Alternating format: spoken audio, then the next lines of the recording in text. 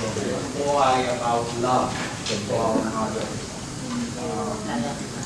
Pag-ibig natin.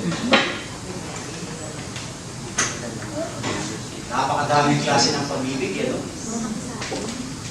Meron po kayo ng pag-ibig, meron pa kayo ng pag-ibig.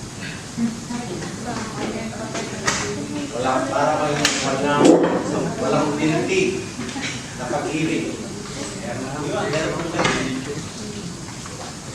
Madaling sabihin ang pag-ibig, pero walang dating. Marami. Ha? Nung bitig ang Panginoon, bitig tayo, agape yun. Okay? Ibig sabihin, ang kalahatan, ito yung pag-ibig ng Diyos sa atin na bilang kong ang lupa. Kung isipin natin, ano bang say-say na ibigin ng tao? Ibigin ng Diyos ang tao. Actually, He is our Creator. Pero ginawa niyo yun because of agape love. Meron tayong tinatawag na romantic love. Eros. At meron din tayong India. Passionate love. At meron din tayong storge-familiar love. Okay? At saka yung self-love, yung tatag natin pilaw siya. Ito yung mga kung ang lahat ng ating ginagawa, actually ito, no? Lahat tayo, no? Ay marami tayong ginagawa sa buhay. Yung pagtulong natin sa ating mga pamilya. Yan po yan ay parte ng pag-ibig natin. Yung pong dahil mahal natin ang trabaho natin, ginagawa natin ng the best. Okay? Dahil respeto natin ang mga blessing ng Panginoon. Actually, yung lahat ng mga boss natin ngayon, blessing yan. Ibigay sa atin ng Panginoon yan. Kaya tayo po ay mahalin po natin ang ating mga boss. Kahit po napakapait nila, huwag natin silang iyakin sa kanilang kabagitan. Galang natin sila kahit wala sila. Alam natin, sinasabi natin, walang imposible sa Diyos. Walang imposible sa Diyos, nakapalayan ka. Palayan tayo lahat. Palakasin tayo. Bigyan tayo ng good health. Walang imposible sa ginawa niya kanya. O, kung naniniwala ka sa miracle, maniniwalaan mo ang miracle. Pag-iyan siya, makakakumilan mo sa buhay. Batay sa ating pananampalataya, isa na iyan sa buhay natin yan. Napaka-importante, no? Ng pag-ibig. Kung lahat ng ginagawa natin ay hindi po yan ay batay sa pag-ibig natin, ay mga bagay na yan walang halaga. Pagtulong, kailangan ko rin. Yan ay bukso ng pag-ibig natin. Pwede ka magbigay, ay tumulong, pero walang pag-ibig. Okay? Pero ang pinakamaganda dyan, ay lagi natin, magdala-dala natin yung pag-ibig. Sabi ko lang kayo ka 105 press, ito kanyang sinasabi. Ingalan mo ang puso ng buong sikap sapagkat dinadalo niya ng buhay. Ang NLT translation pastor ko, no? Yung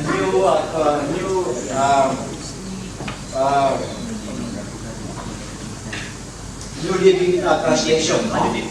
Ang Proverbs 4:23, guard your heart above all else, for it is determining the course of your life.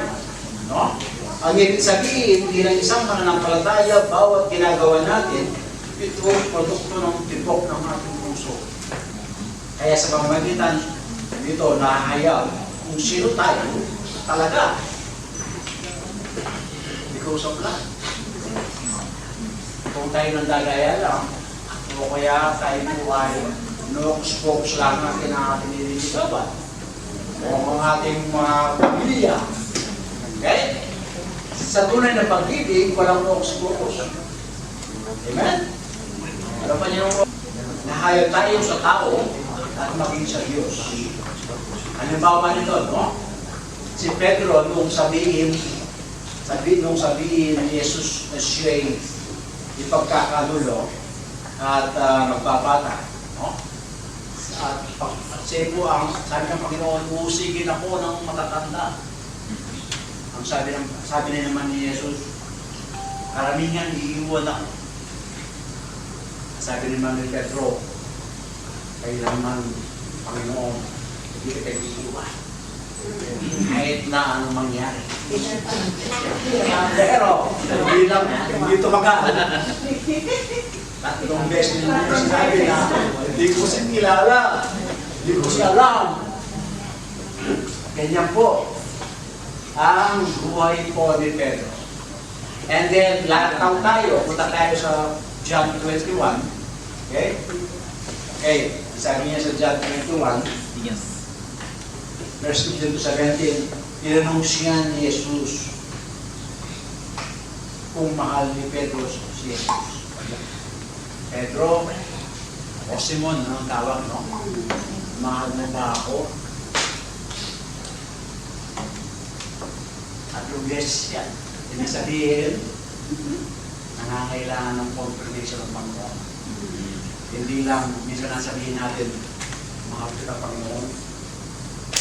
Meron tayo tinatawag natin yung ating storage love, familiar love. No? Kaya din ang pagkamahal ng ating Panginoon. Sa atin, itututin tayo yung pamilya. Okay? Kaya kung walang, ang Diyos natin ay laging available sa atin. Nagkabat ng iba, kahit hindi siya na nagiging available, kahit sabihin mo, pamilya mo sila, mahal mo sila, ganyan mo sila. Pero ang ating Panginoon, He is always available. Kahit anong panahon, bumagyo man, magpilit man ng 46 degree, andyan na. Kung pumapay sa iyo, para naman kuminhawa ang buhay natin. Diba? Ganyan po ang ating Panginoon. Tuwing sumasakit ang Mother's Day, September, nakakala ba natin ang ginawa ng ating mga magulang? Ang kanilang pagkaaruga sa atin, kahit na sila ay babasasulan, sobrang init ang panahon, pupunta sa tindahan para mamutan, para mapakain lang tayo. Ako naalala ko na sa daddy namin, kaya niyang ihanda ang mga bagay-bagay na kailangan ng bawat sasama. Sakripisyo. Isa konti na rin hulog niya, no? Yan po yung pag-ibig.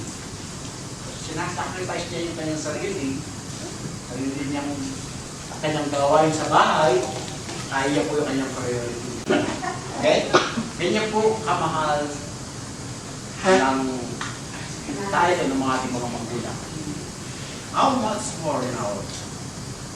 Ganyan po lahat din tayo kamahal. Hindi tayo pinapakaya. Laging sumusuporta sa akin. Okay? Kahit minsan nagiging matigas ang ulo natin. Ang Panginoon ay lagi naman nandiyan. Hindi siya nawawala. Dahil ang pag-ibig na ibigay sa atin ng Panginoon ay buhay na pag-ibig. Hindi patay na pag-ibig.